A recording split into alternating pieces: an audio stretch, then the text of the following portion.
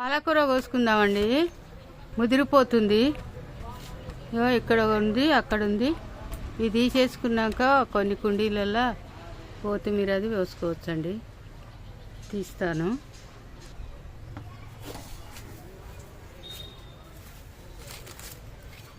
ఎక్కువ ముదిరితే ముడత తెగులు కూడా వస్తుందండి. అందుకని తీసేసుకోవడం బెటరు.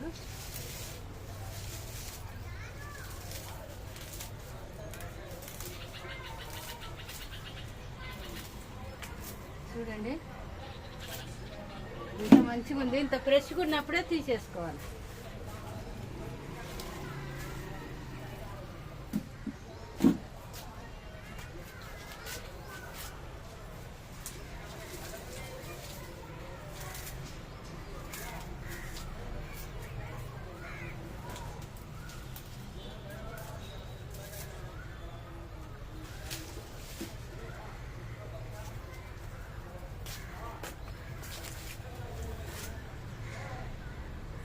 పుట్ట నిండా వచ్చిందండి. ఇంక ఈ పక్క కట్ చేయలేదు చూడండి. ఇంక ఇక్కడ కట్ చేయలేదు చూడండి. బుట్టి నిండిపోయింది. ఎడబెట్టాలి. ఇంత వచ్చింది. ఇంత కూర మనం డబ్బులు పెట్టి ఇంత కొంటామా? 2-3 కట్టలు కొంటేనే 200, 150 అవుతుంది. ఒక కట్ట 50 రూపాయలంట. పాలకూర మస్తు పిరి ఉందండి. ఇగో ఈ పక్క కూడా ఉంది.